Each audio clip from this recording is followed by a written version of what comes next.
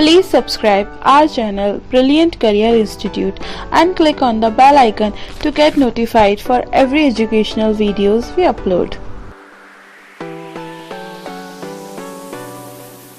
हम जो स्टार्ट करने वाले हैं वो हमारा टॉपिक है वेव ऑप्टिक्स।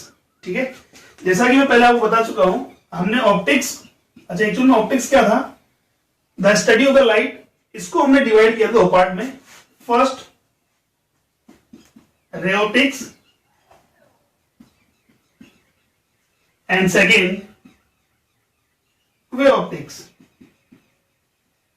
रे ऑप्टिक्स में हमने लाइट को एज ए रे कंसिडर किया था, ठीक है, और अब जो हम बात करेंगे वेव ऑप्टिक्स में लाइट को हम कंसीडर करेंगे एज ए वेव। अब बात यह आ रही है कि रे कब कंसीडर करते हैं और वेव कब कंसीडर करते हैं। जब भी कोई लाइट जो है किसी सरफेस या ऑब्जेक्ट पर इंसिडेंट होती है जिसका साइज लाइट की वेवलेंथ जो कि अप्रोक्सीमेटली होता है 400 to 700 nanometre, that means approx angstrom 10 metre में। ठीक है, तो हम बात करेंगे कि यदि किसी सरफेस का जो साइज है वो 10 मीटर यानी एंगस्ट्रॉम के ऑर्डर से क्या अप्रोक्सीमेटली इक्वल होता है, तब तो हम यूज करते हैं हमारे पास वेव नेचर। और अगर मान लो उससे ज्यादा होता है ऑब्जेक्ट का साइज तो हम कंसीडर करते हैं रे ऑप्टिक्स। तो जनरली हमारे डे लाइट में जो बात करते हैं वहां हम लाइट को एज ए रे कंसीडर करते हैं, बिकॉज डे लाइट में हमारे पास जो ऑब्जेक्ट्स हैं, फॉर एग्जांपल जैसे मैंने कहा कि लाइट इस बोर्ड के ऊपर इंसिडेंट हो रही है, इसका डायमेंशन हम बात करें मीटर ऑर्डर का होगा। ठीक है, या छोटा मान लो छोटे से मिरर के ऊपर इंसिडेंट हो रही है, इसका डायमेंशन 1 सेंटीमीटर और 1 सेंटीमीटर है, बट ये 1 सेंटीमीटर भी तो उसके मीटर वेवलेंथ जो है 10 मीटर के कंपैरिजन में देखा जाए तो नेग्लिजिबल है, क्या बहुत लार्ज है। तो यहां हम कंसीडर करते हैं लाइट का कैसा नेचर, रे नेचर। ठीक है, अब बात करते हैं फॉर एग्जांपल अगर कोई लाइट है किसी नैरो एज के ऊपर जिसकी साइज जो है वो अप्रोक्स -10 टू -10 मीटर के कंपैरिजन में नेग्लिजिबल नहीं हो, ज्यादा नेग्लिजिबल नहीं हो, हम ये नहीं कह सकते कि भाई उसकी इक्विवेलेंट होगी, नहीं, उस नेग्लिजिबल नहीं है, तो वहां हम ये कह सकते हैं लाइट के वेव नेचर को नेग्लेक्ट नहीं करेंगे। ठीक है, तो वहां हम कंसीडर करेंगे लाइट का वेव नेचर। अब लाइट का जो वेव नेचर है वो सबसे पहले दिया किसने, तो साइंटिस्ट हैं हाइजेन।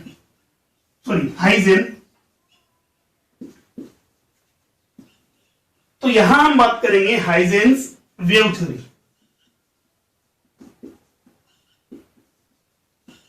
ठीक है, अब अकॉर्डिंग टू हाइजेन की बात करें तो हाइजेन ने कहा कि लाइट का जो नेचर है वो कैसा है, वेव नेचर है, और इसका जो प्रोपेगेशन है वो होता है वेव फ्रंट की फॉर्म में।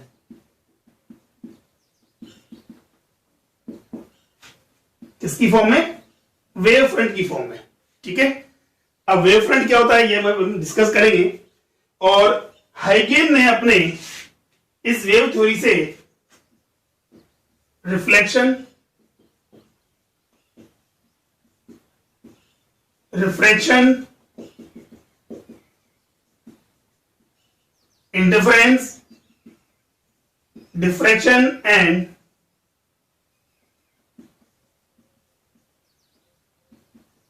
पोलराइजेशन को सक्सेसफुली एक्सप्लेन कर दिया।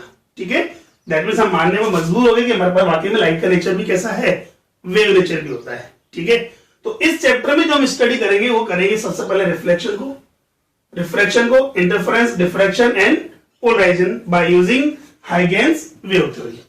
ठीक है, स्टार्ट करते हैं। अब देखो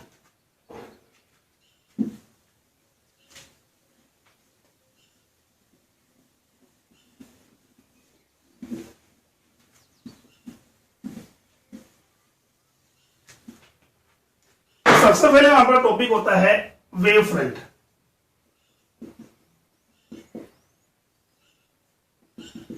देखिए सपोज करो कोई सोर्स है हमारे पास, ये सोर्स लाइट एमिट करेगा और किसकी फॉर्म में, वेव की फॉर्म में, और ये जो लाइट है हमारे पास ऑल पॉसिबल डायरेक्शन में मूव करेगी।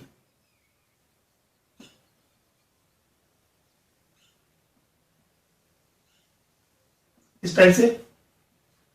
ये तो देखो हमारे पास बोर्ड है इसलिए तो यहाँ 2D दैट मीन प्लेन का कंसीडर कर रहे हैं।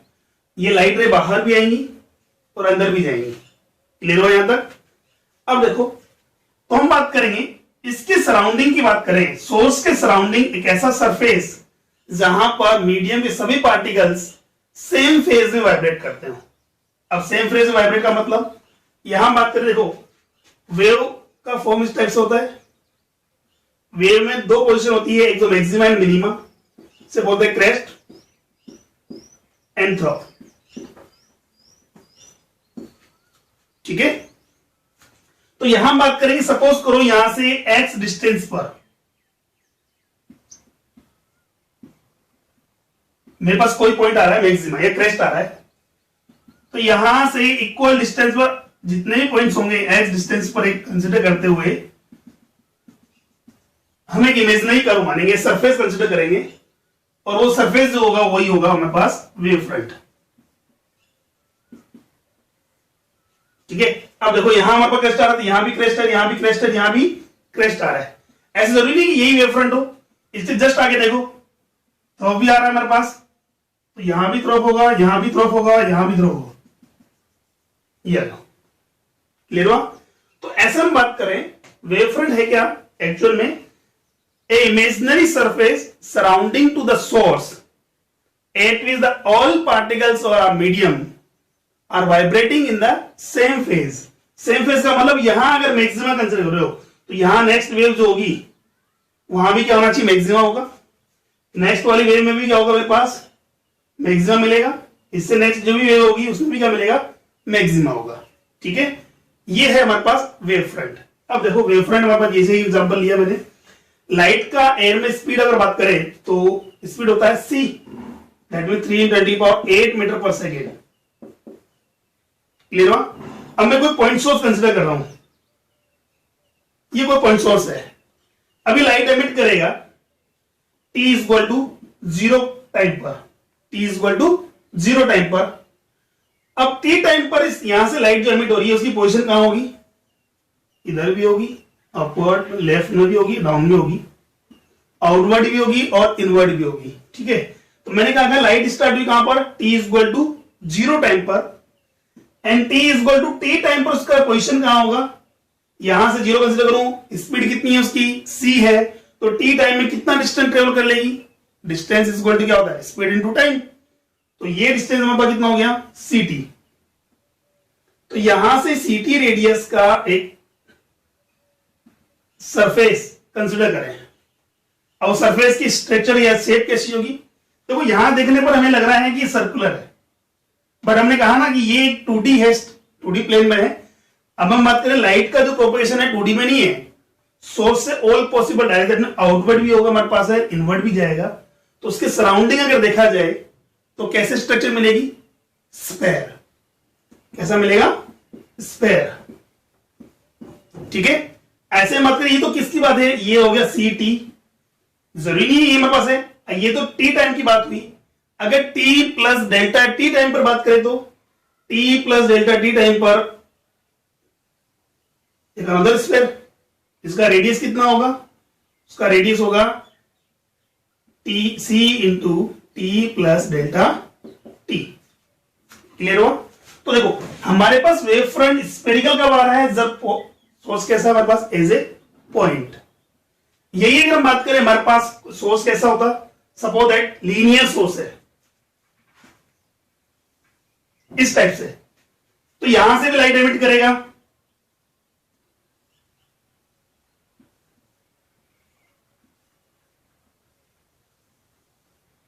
तो ये हम बात करें लीनियर सोर्स से बनने वाला जो वेव फ्रंट होगा उसका शेप कैसा होगा,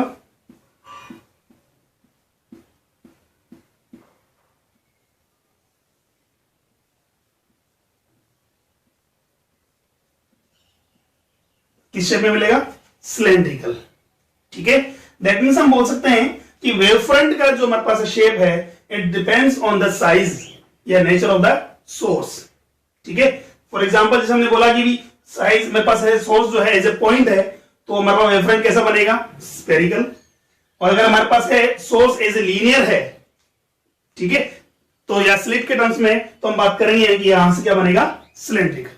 ठीक है, क्लियर हुआ। तो वेव फ्रंट है क्या हमारे पास, वेव फ्रंट हमारे पास हुआ imaginary surface surrounding to the source at which all particles of medium are vibrating in the same phase. Clear हुआ। अब बात करते हैं, ये तो था वेव फ्रंट। वेव फ्रंट के बाद हम बात करते हैं टाइप्स ऑफ वेव फ्रंट की।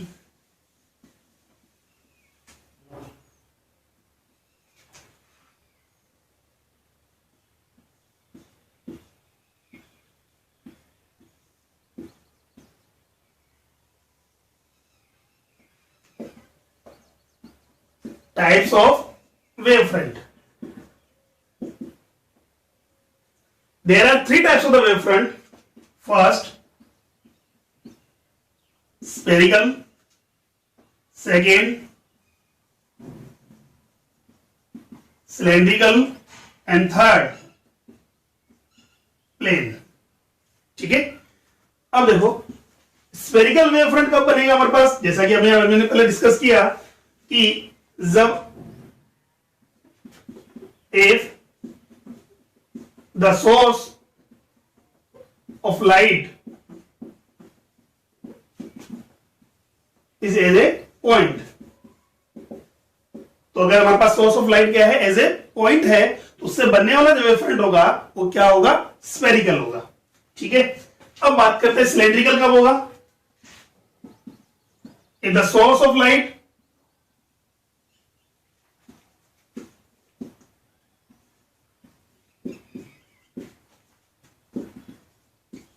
Is a line.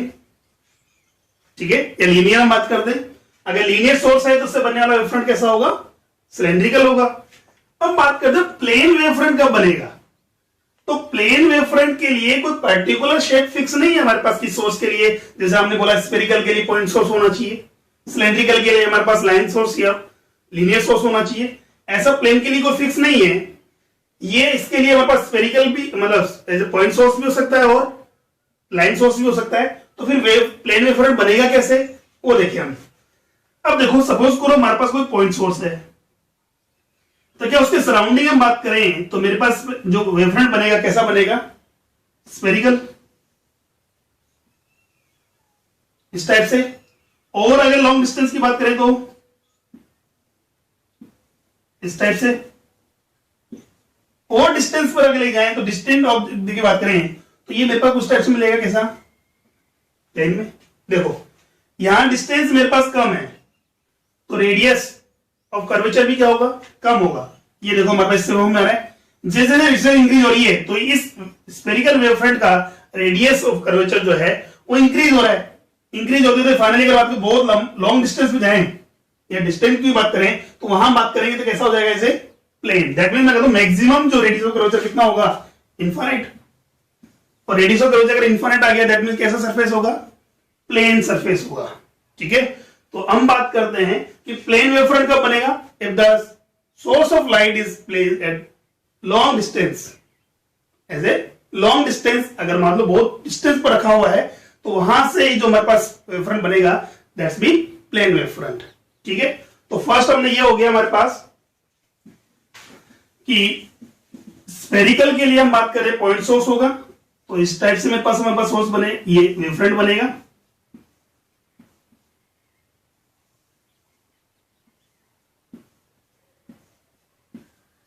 ठीक है, ये मेरे पास स्फेरिकल है। सेकेंड सिलेंड्रिकल कब बनेगा, जब हमारे पास लाइन सोर्स होगा। एग्जांपल हम बात करें ट्यूबलाइट जैसे कंसिडर कर लें।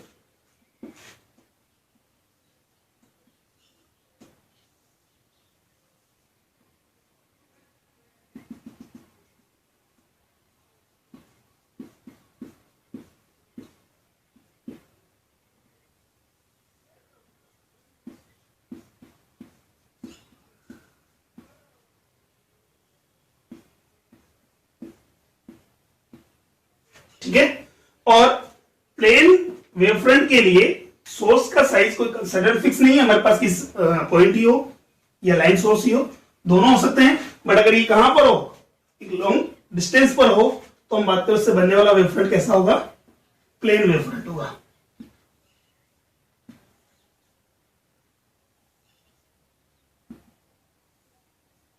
ठीक है, यह इमेजिन किया गया हमने कि सोर्स कहां पर है, इनफाइनाइट पर है। कैसा बनेगा हमारे पास wave front, plane wave front. Clear हो यहां तक? तो फर्स्ट हमने कहा वेव फ्रंट क्या होता है, a imaginary surface surrounding to the source at which the all particles of the medium are vibrating in the same phase is called wave front. ठीक है, अब टाइप्स ऑफ वेव फ्रंट की बात करें तो there are 3 types of the wave front, first spherical, second cylindrical and third is plane. Clear हुआ? अब spherical wave front कब कंस्ट्रक्ट होता है हमारे पास, जब हमारे बोले कि सोर्स के साथ हमारे पास एज ए पॉइंट हो, और सेकंड सिलेंड्रिकल कब होगा, जब लीनियर सोर्स होगा, और प्लेन वेव फ्रंट कब होगा, जब सोर्स चाहे पॉइंट एज ए पॉइंट हो या लीनियर हो, बट कहां होना चाहिए, लॉन्ग डिस्टेंस पर है। ठीक है, क्लियर हुआ? अब देखो, तो वापस आते हैं हाइजेन पर।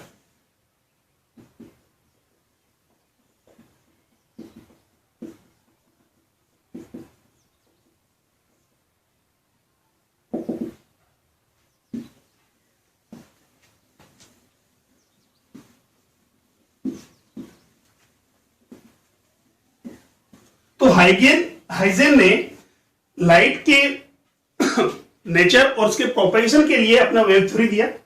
उस वेव थ्योरी में कुछ प्रिंसिपल्स हैं हमारे पास है, कौन कौन से हैं? फर्स्ट देखो, फर्स्ट प्रिंसिपल की हम बात करें अकॉर्डिंग टू हाइजेन की, तो the nature of the light is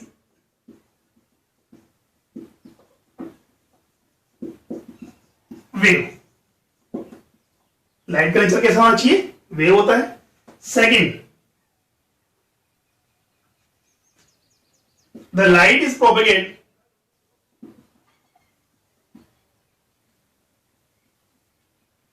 the propagation of light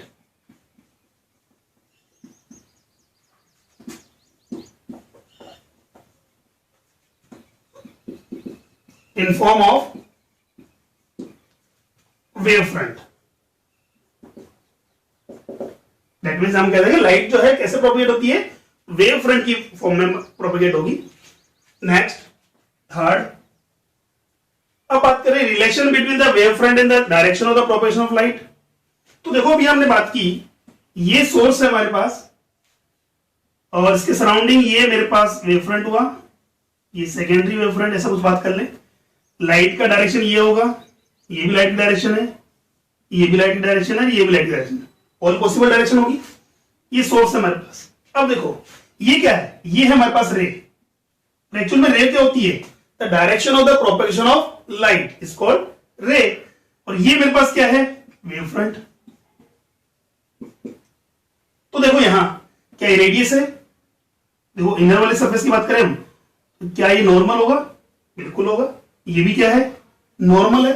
that means we can say the ray is always perpendicular to the wave front, the ray is perpendicular to the wave front. Clear हुआ? यही हम बोलते हैं wave front always perpendicular to the propagation of light. तो यहां से third principle क्या है, ray always perpendicular to the wave front. ठीक है, नेक्स्ट फोर्थ हम बात करते हैं प्रोपेगेशन ऑफ लाइट की। तो लाइट का प्रोपेगेशन होता कैसे है, मतलब लाइट एक पॉइंट से दूसरे पॉइंट पर ट्रांसफर कैसे होती है। अकॉर्डिंग टू हाइजेन की बात करें तो हाइजेन ने क्या कहा कि जैसे कोई पॉइंट सोर्स हमारे पास है, उससे क्या होंगे हमारे पास, वेव्स जनरेट होंगी। ठीक है, उन वेव्स को उन्होंने क्या नाम दिया, उन वेव्स को बोला उन्होंने वेवलेट्स। क्या बोला, वेवलेट्स। फॉर एग्जांपल ये सोर्स है मेरे पास, ये वेवलेट्स हैं।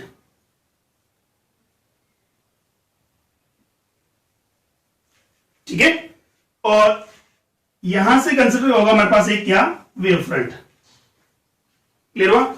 अब सोर्स से जो वेवलेट्स जनरेट होती हैं that's called primary wavelets.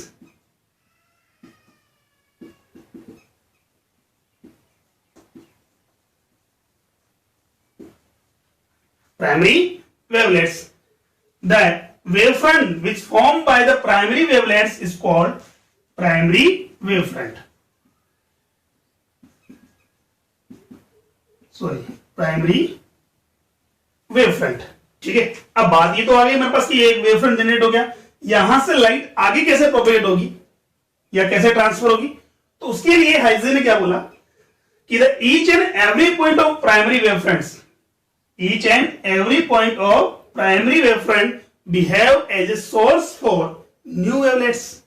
That means यहां बात करें तो ये हमारे पास वेवलेट जो सॉरी वेव फ्रंट है, इसका हर एक पॉइंट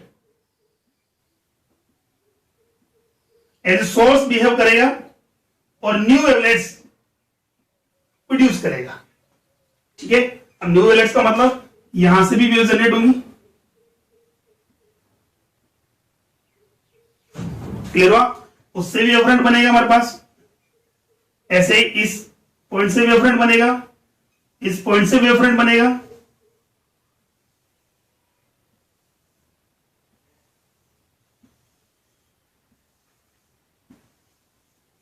क्लियर हुआ?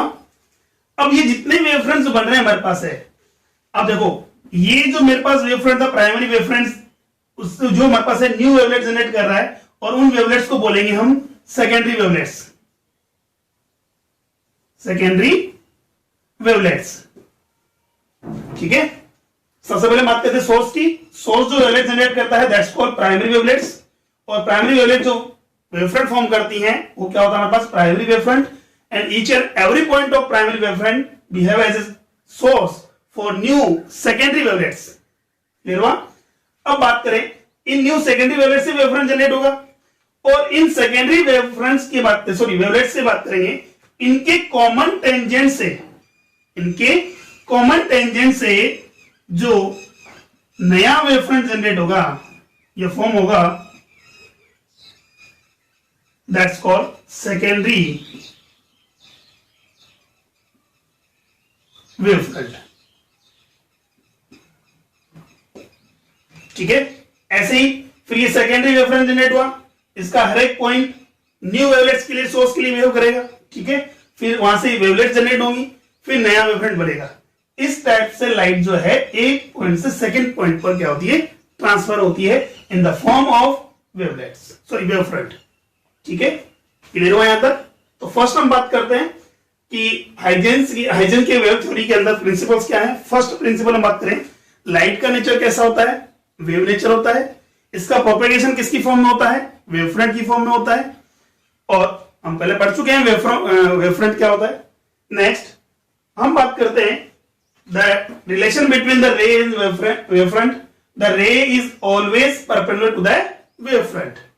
क्लियर हुआ? नाउ प्रोपेगेशन के लिए बात करिए, सेकेंडरी वेवफ्रंट क्या होगा हमारे पास, कि हमारे पास जैसे एक सोर्स है हमारे पास न्यू वेवलेट जनरेट करता है दैट्स कॉल्ड प्राइमरी वेवलेट्स, और प्राइमरी वेवलेट जो वेवफ्रंट फॉर्म करती हैं that's called primary wavefront, and each and every point of primary wavefront behave as a source for new secondary wavelets. ठीक है, उससे फिर सेकेंडरी जो हमारे पास वेवफ्रंट जनरेट होगा वो होगा सेकेंड वेवफ्रंट। क्लियर हुआ? इसको देखो हम एज ए प्लेन की बात करें तो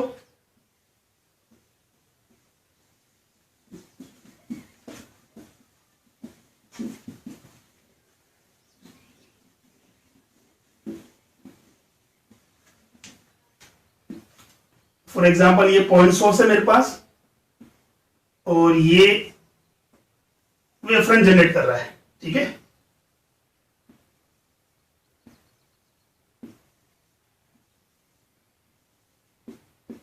ये वेवलेट्स है। अगर इससे लॉन्ग डिस्टेंस की बात करते हैं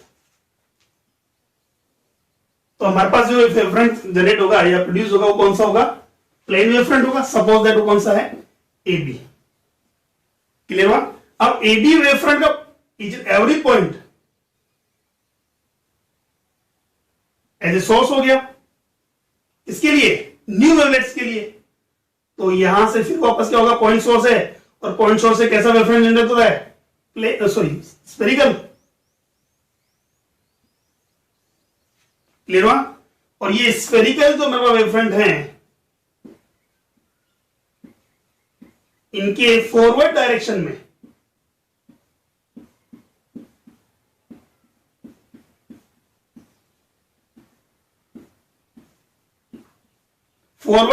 में जो कॉमन टेंजेंट होगा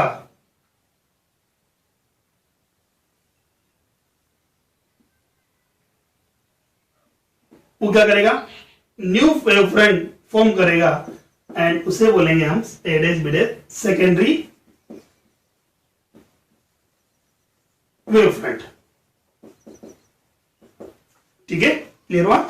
अब देखो बात यार ये हमने फॉरवर्ड डायरेक्शन में क्यों लिया, बैकवर्ड में हमने यूज क्यों नहीं किया, तो इसके लिए हाइगेन ने कोई एक्सप्लेनेशन नहीं दिया। तो यहां हम ये कह सकते हैं कि ये हाइगेन का या हाइजेन का ड्रॉबैक था। ठीक है, कि उसने जो बैकवर्ड डायरेक्शन के अंदर बात करें तो उसके वेवफ्रंट को इसने एक्सप्लेन नहीं किया। क्लियर हुआ यहां तक। तो हमने क्या पहले बात कर रहे हैं, हमारे पास हाइगेन की वेव थ्योरी होगी, उसमें हमने वेवफ्रंट को पढ़ा है। वेवफ्रंट के बाद हम बात करें लाइट का प्रोपगेशन कैसे होता है, वो क्लियर हुआ। अब हम बात करते हैं हाइगेन ने अपने वेव थ्योरी से एक्सप्लेन किया किसको, reflection, refraction, interference, diffraction and polarization. इस चैप्टर में हम इन पांचों टॉपिक को हम स्टडी करेंगे, वन बाय वन हम स्टार्ट करते हैं। सबसे पहले कि हाइगेन ने सक्सेसफुल रिफ्लेक्शन को सक्सेसफुली एक्सप्लेन कैसे किया, by using the wave theory. अब हम रे की कंसीडर नहीं करेंगे, वहां देखो रिफ्लेक्शन का हमारे बात करें तो रिफ्लेक्शन का लो तो हमारे पास क्या है, एंगल आई इक्वल होना चाहिए एंगल आर के। Angle I must be equal to angle R. अगर ऐसा कुछ है दैट मींस वहां रिफ्लेक्शन होगा। कौन सी क्या है, लो है किसका, रिफ्लेक्शन का। यहां से अब तक हमने जो पढ़ा था रे ऑप्टिक्स में, वो पढ़ा था बाय यूजिंग रे मेथड, रे से हमने इसको कंसीडर किया था। अब जो हम प्रूफ करेंगे या हाइगेन के अकॉर्डिंग बात करेंगे तो वहां प्रूफ करेंगे किससे, वेव फ्रंट से। क्लियर हुआ। तो देखो हमारा नेक्स्ट टॉपिक है रिफ्लेक्शन।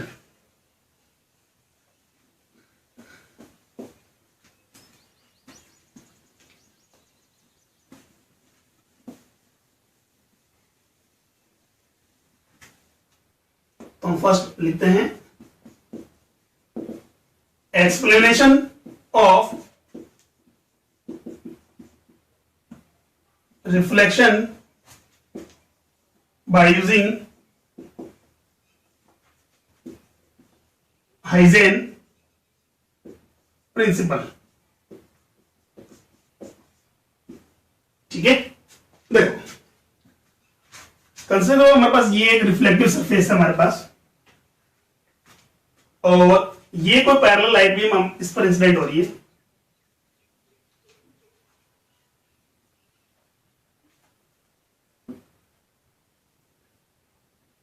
ठीक है,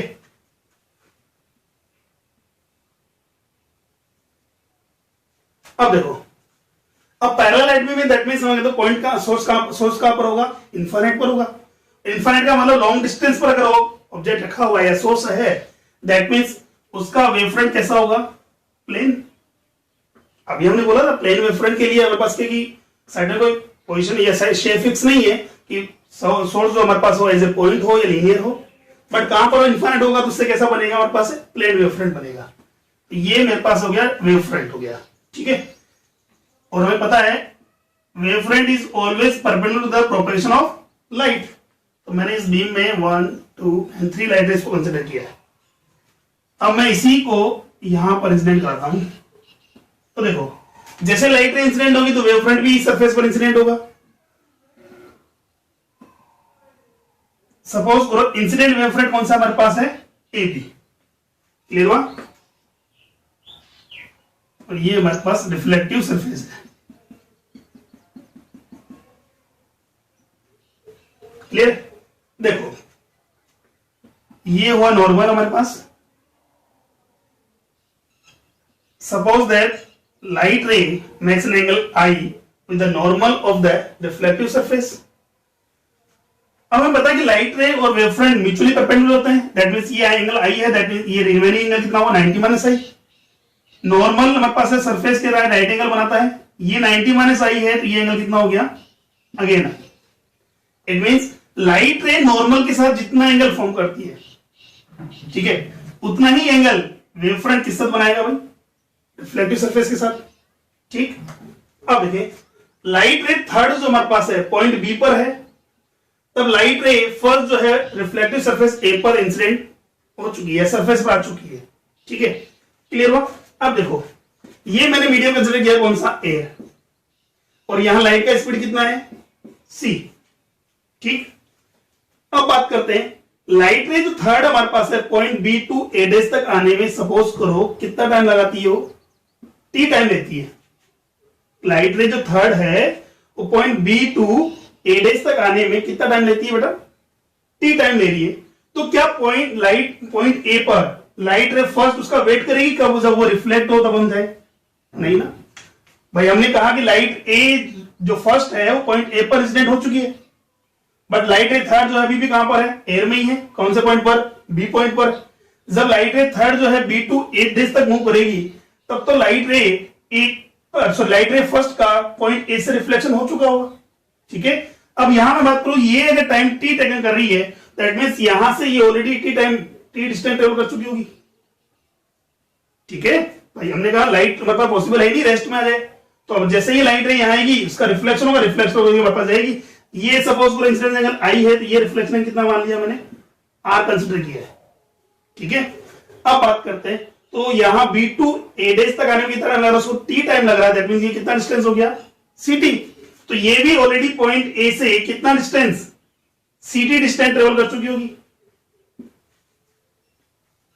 ये हो गया हमारे पास बी डेज पॉइंट,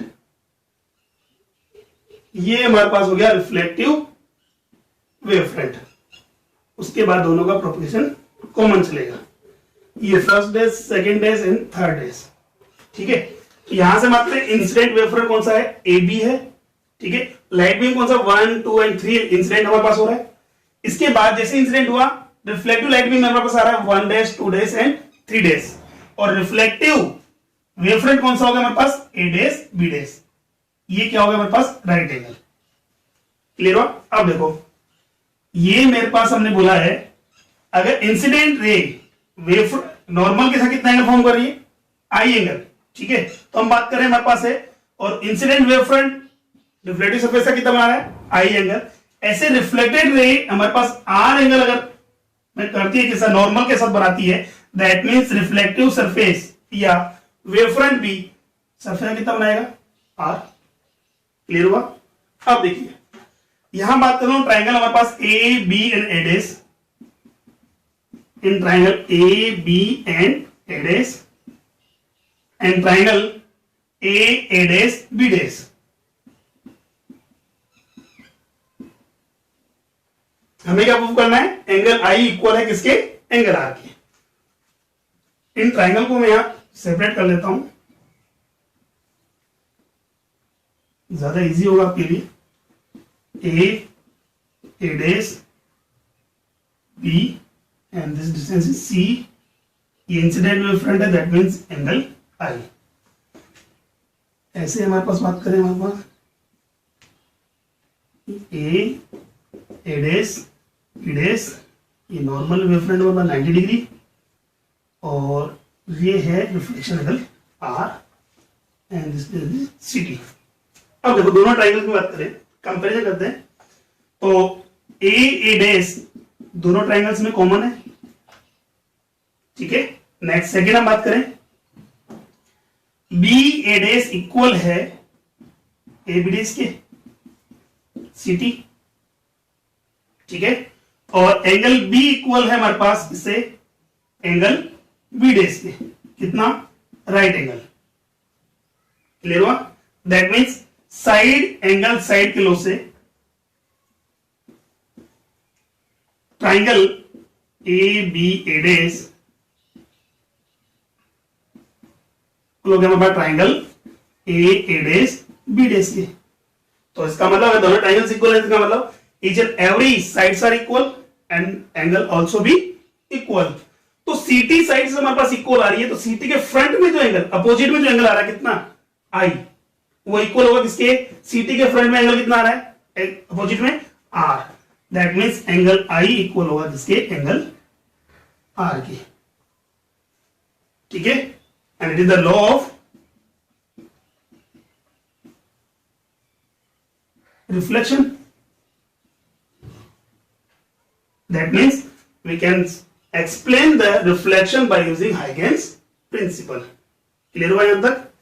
वापस हम बात करते हैं, हमारे पास एक वेव फ्रंट है, incident wave, plane wave front हमारे पास है, तो रिफ्लेक्टिव सरफेस पर इंसिडेंट हो रहा है ए बी, कितने एंगल पर? आई एंगल पर, और आर एंगल पर उसका क्या होगा? रिफ्लेक्शन हो गया।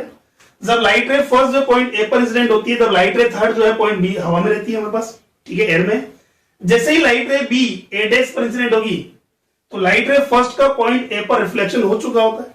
सपोज करो इसने कितना टाइम लिया, टी टाइम लिया है, तो कितना डिस्टेंस ट्रेवल कर रही है, सीटी डिस्टेंस ट्रेवल कर रही है। दैट मींस लाइट रे थर्ड का ए डैश से रिफ्लेक्शन होगा, उससे पहले लाइट रे फर्स्ट जो है पॉइंट ए से सीटी डिस्टेंस ऑलरेडी ट्रेवल कर चुकी होगी। क्लियर हुआ? उसके बाद दोनों एक साथ मूव करेंगे। क्लियर है? तो ये मेरे पास बनेगा कौन सा, reflective wave front. Right angle बना दिया हमने। क्लियर हुआ? दोनों ट्रायंगल्स को कंपैरिजन करके हमने प्रूव कर दिया कि एंगल आई इक्वल है किसके, एंगल आर के। क्लियर हुआ? नेक्स्ट, ऐसे हमारे पास ये तो था हमारे पास रिफ्लेक्शन। अब हम बात करेंगे रिफ्रैक्शन की।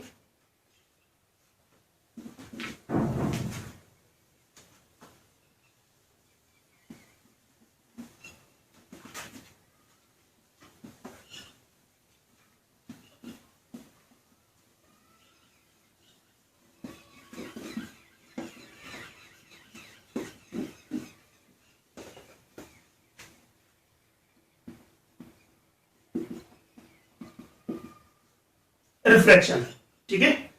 अब देखो, तो रिफ्रैक्शन को प्रूव करने के लिए हमें क्या प्रूव करना पड़ेगा, स्नेल्स लॉ।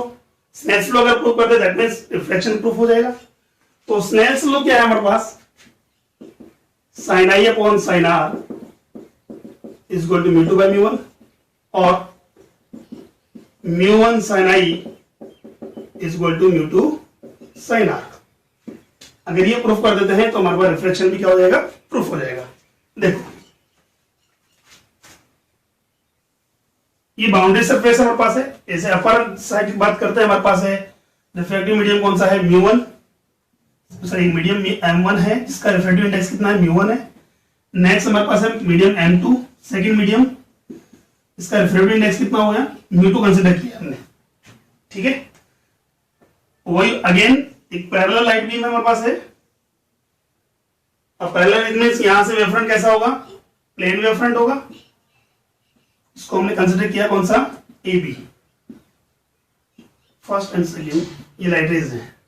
ठीक है, ये एंगल कितना बनेगा, राइट एंगल बनेगा हमारे पास। इंसिडेंट होती है कौन से पर, सरफेस ए डैश पर।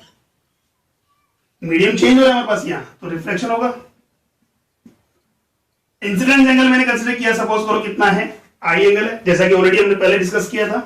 अगर लाइट रे नॉर्मल के साथ आई एंगल बनाती है दैट मींस वेवफ्रंट जो होगा उस सरफेस के साथ भी आई एंगल बनाएगा।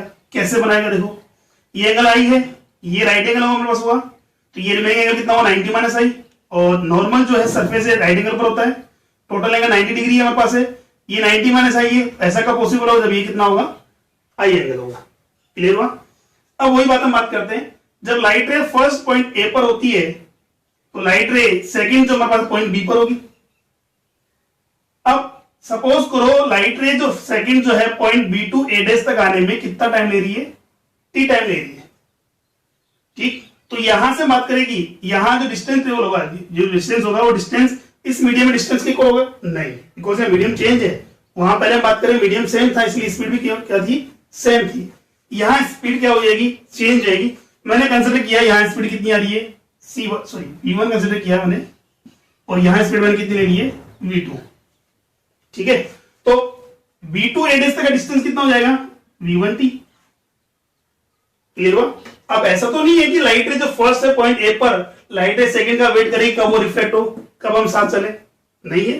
जब लाइट रे हमारे पास है सेकंड पॉइंट ए डैश पर आएगी, उससे पहले उस टाइम पर लाइट रे फर्स्ट का पॉइंट ए से रिफ्लेक्शन हो चुका होगा, और वो कितना डिस्टेंस ट्रेवल करेगी। देखो टाइम दोनों में इक्वल है बट स्पीड दोनों में क्या डिफरेंट है। यहां स्पीड कितनी है, v1 है, इसमें स्पीड कितनी है, v2 है। तो स्पीड डिफरेंट होने से डिस्टेंस भी क्या होगी, डिफरेंट होगी। यहां डिस्टेंस होगी, ट्रेवलिंग डिस्टेंस होगी हमारे पास v2t। क्लियर हुआ? उसके बाद दोनों का प्रोपगेशन कॉमन होगा। ठीक है, इसके अकॉर्डिंग हमने कहा कि लाइट हमारे पास mu two is greater than to mu one है। लाइट जो है rare medium to denser medium enter कर रही है, तो after refraction reflected ray shift towards to the normal. अब यहां इंसिडेंस एंगल कितना है, आई है, और रिफ्रैक्शन एंगल कितना हुआ, आर। अब हमने बोला जब लाइट रे नॉर्मल के साथ एंगल आई बनाती है तो वेवफ्रंट भी सरफेस का कितना बनाएगा, आई बनाएगा। ऐसे हम बात करें अगर रिफ्लेक्टेड रे नॉर्मल से आर एंगल बनाती है तो वेवफ्रंट कितना बनाएगा, अगेन आर। क्लियर हुआ। अब देखो यहां ये हमारे पास राइट एंगल है। मैं बात करता हूं triangle A dash and B and second triangle हमारे पास है A B dash A dash. तो मेरे पास ए बी तो क्या हुआ, ए बी मेरे पास है incident wave front, incident wave front. A dash B dash क्या है मेरे पास, रिफ्रैक्टिव वेव फ्रंट। ठीक है, तो देखो इन ट्राइंगल ए डैश बी, यहां बात करिए राइट एंगल मेरे पास हुआ, एंगल की front side, angle right angle हमारे पास है तो हमारे पास है एंगल की फ्रंट साइड क्या होती है, नॉर्मल सॉरी परपेंडिकुलर। और हम बात करें राइट एंगल के फ्रंट साइड जो हमारे पास अपोजिट साइड वो होती है हाइपोटेनियस। तो sine I is equal to क्या होगा, परपेंडिकुलर अपॉन हाइपोटेनियस। तो परपेंडिकुलर तो हो गया मेरे पास B A dash, B A dash, और हाइपोटेनियस क्या है हमारे पास, A dash. B A dash को क्या राइट कर सकते हैं बेटा हम, B A dash V1 into T upon A dash. Equation number first. Clear हो। नाउ सेकंड हम बात करते हैं। सेकंड ट्राइंगल हमारे पास हो गया A B dash A dash, in triangle A dash B dash. Again देखो ये राइट एंगल ट्राइंगल हुआ हमारे पास है, ये राइट नॉर्मल एंगल है हमारे पास है।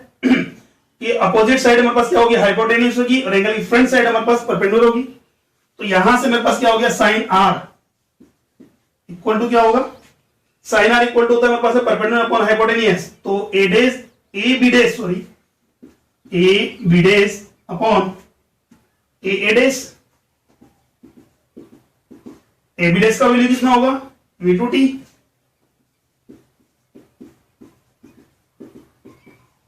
Question number second. क्लियर हुआ। Now by using equation first and second,